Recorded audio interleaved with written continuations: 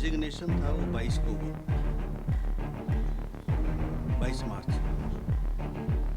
और 23 को तीनों माननीय विधायकों ने भारतीय जनता पार्टी को ज्वाइन किया। 22 4 बजे के करीब, 3:30 बजे मुझे मिले, 2 बजे के करीब सेक्रेटरी के पास, टाइमिंग है उसमें से। तो रेजिग्नेशन तो अभी, क्योंकि उनसे तो कोई बातचीत हो नहीं सकी थी, और अगर उनकी प्रेजेंस ही जेन्युइननेस है, प्रेजेंस ही वॉलंटरीनेस है, तब तो फिर वो रूल नियम और मेरे जो अधिकार क्षेत्र है इसका कोई मतलब नहीं है। सो ये मेरा प्रेरोगेटिव है कि वॉलंटरी है या नहीं इसकी छानबीन करूं, चूँकि 6+3 ने लोकसभा में जो भारतीय जनता पार्टी के जो कैंडिडेट्स थे उनको वोट किया, तीनों का इकट्ठा वोट है।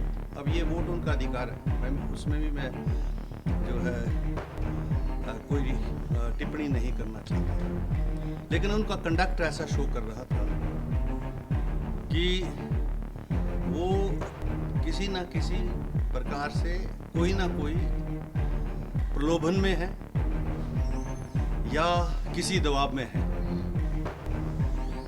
क्योंकि 6+3 ये इकट्ठे रहे, और आज भी जो केंद्रीय एजेंसी है उनकी सिक्योरिटी इनके साथ है। तो इसलिए मुझे इंक्वायरी करना वाजिब और जायज़ था, और मैंने वो इंक्वायरी की, उनको बुलाया, तो उनका जवाब आया मेरे पास, और जो एग्जामिनेशन मैंने यहाँ किया उनका, उसमें उन्होंने इस बात को एडमिट किया कि हमने रेजिग्नेशन एक्सेप्ट होने से पहले राजनीतिक दल के रूप में भारतीय जनता पार्टी को ज्वाइन किया, और हमारा 10th शेड्यूल भी इजाज़त नहीं देता, ना संविधान इजाज़त देता कि once you are elected as a independent, then you have to stay as a independent, you can not join any political party. Once they have joined the political party, obviously now there are two things. This voluntariness regarding the resignation has two dimensions now. Whether the resignation is voluntary or not, or genuine or not, that is apart from the issue. Since they have joined the political party, and there is a petition with me from the Shri जगत संघ जी ने एक petition यहाँ डाली है कि इन्होंने 10th schedule को वायलेट किया। अब उसके लिए भी मैंने इनको नोटिस जारी किया। तो पिछले जो हमारी यहाँ पर जो मैंने डेट रखी थी उसमें नहीं आए वो, और यहाँ आज भी मैंने रखा था, आज none of the parties are present, may be because of the election in all that.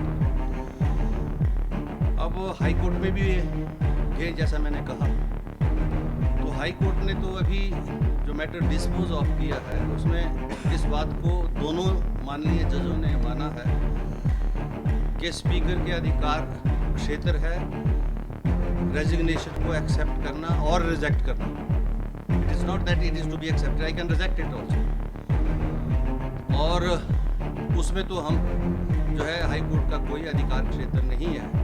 हाँ, एक चीफ जस्टिस साहब ने ये कहा कि स्पीकर के अधिकार क्षेत्र के ऊपर हम किसी तरह से कोई भी बंदिश नहीं लगा सकते, ये उनका अधिकार क्षेत्र है, ना हम समय की बंदिश लगा सकते, क्योंकि निर्णय उनको लेना है। जब वो निर्णय ले लेंगे तो उसकी समीक्षा हो सकती है। अभी तो कोई इंटेंट ऑर्डर नहीं है, पर जो दूसरी माननीय जज हैं उन्होंने ये कहा कि नहीं, हम डायरेक्शन इशू कर सकते हैं। इसलिए दो डाइवर्जेंट व्यू पॉइंट जब हाई कोर्ट के जजेस में आया तो मैटर तीसरे को रेफर हुआ है। अब तीसरे माननीय जज सुनेंगे दोबारा से 28 को, मेरा ख्याल लगा है, क्योंकि हमारे क्लास केस 28 को लगा है।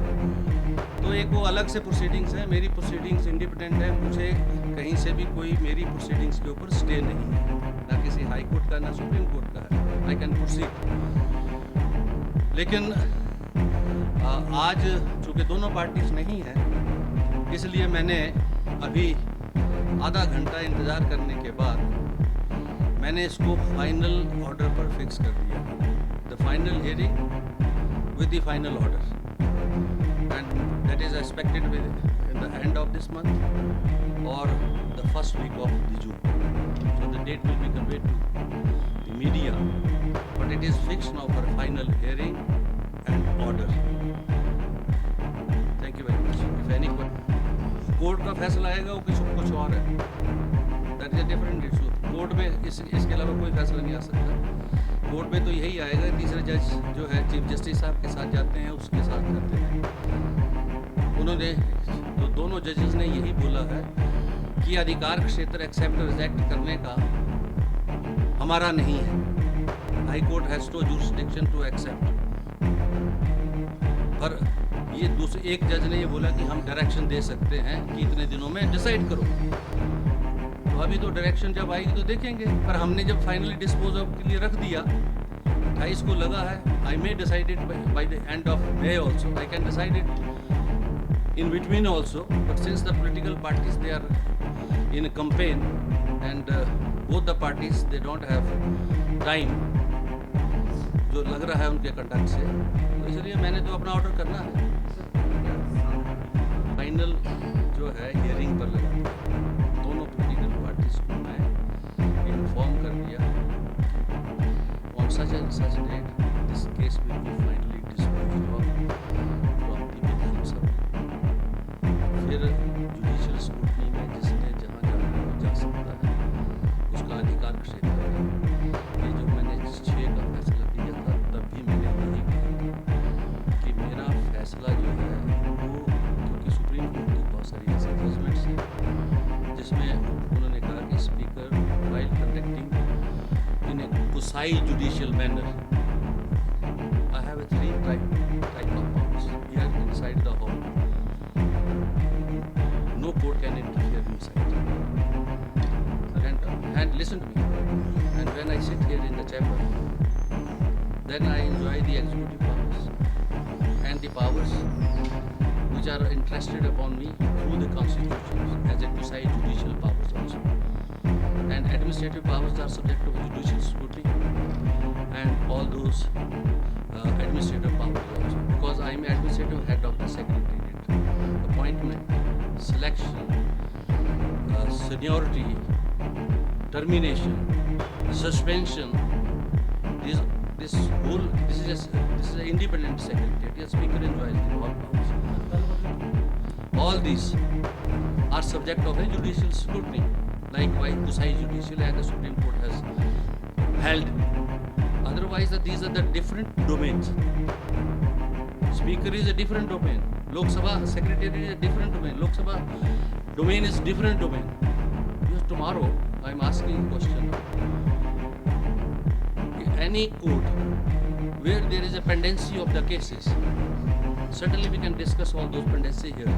The law minister has to reply to that. Can we say to the court, hey, look here, these civil cases, criminal cases are pending in your courts for the last 20 years, and this pertains to the public at large of Himachal Pradesh. Why you have not decided this? Can we say that? We cannot say that. Likewise, we all are independent in our own spheres, and there is a check and balance on each and every body. Now the parliament has a power to impeach. So, without deliberating on further on all these lines, let me say, now my domain is a independent domain, that is a subject of judicial scrutiny. They have been to the Supreme Court. No relief was granted in the Supreme Court, and now they have withdrawn the issue. And the Supreme Court has also commented. We knew it. So my domain is a different. I am working under the Constitution, and it is an elected house, and I am an elected Speaker of this house. And there, you see, when I go outside the Vidhan Sabha, I belong to a certain ideology. It is not me, Bittal Bhai Patel, the first speaker.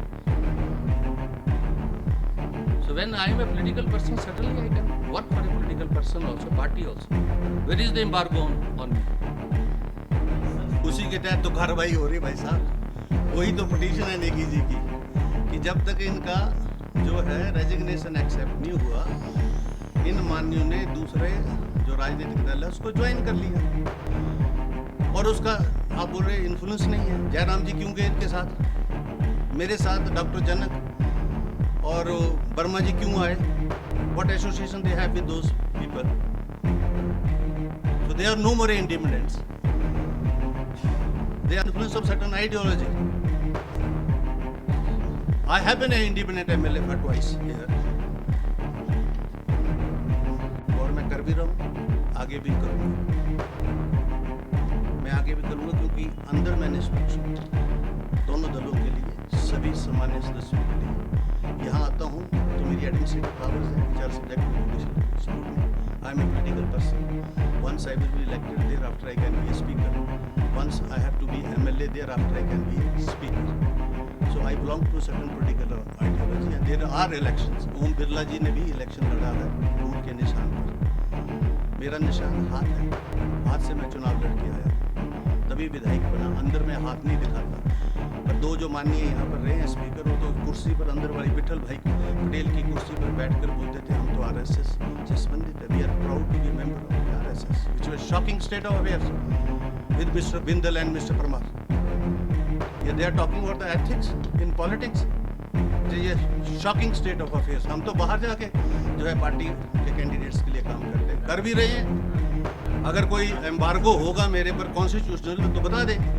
Election commission को इन्होंने लिख के दिया है तो देते रहे। इनके खिलाफ भी बहुत सारी शिकायतें हुई हैं। इलेक्शन कमीशन को कॉन्स्टिट्यूशन से ऊपर नहीं है। आज की स्टेटमेंट पढ़ी पी चिदम्बरम की। We must discuss the election commission's activity in the parliament also. CAG is responsible to the state assembly. All bodies, public service commissions, subordinate commissions, their reports are laid here in the Vidhan Sabha. भाई आप जब अंदर बैठोगे कुर्सी पर तो आप किसी भी संस्था से संबंधित नहीं है, चाहे वो सामाजिक है, चाहे वो राजनीतिक है। कुलदीप सिंह ने जब से एज ए अध्यक्ष पदभार संभाला है, अंदर की कार्रवाई निष्पक्षता से होती है। सभी सामान्य सदस्यों को जो उनका समय है उससे ज़्यादा समय मिलता है, क्योंकि वो समय मैं उनको नहीं दे रहा हूँ। उनके द्वारा हिमाचल प्रदेश के विषयों की चर्चा इस मान्य सदन में हो, नियमों में नीतियों में परिवर्तन हो, सरकार को कटघरे में विपक्ष के लोग खड़ा करें। इसलिए समय देता हूँ, इसलिए थोड़ी समय देता हूँ कि वो जो है वहाँ पर अपनी राजनीति करे। ये राजनीतिक मंच थोड़ी है अंदर। ये हिमाचल प्रदेश के जो ज्वलंत इश्यूज है, एम्प्लॉयमेंट का, पॉलिसीज का, इकोनॉमिक कंडीशंस का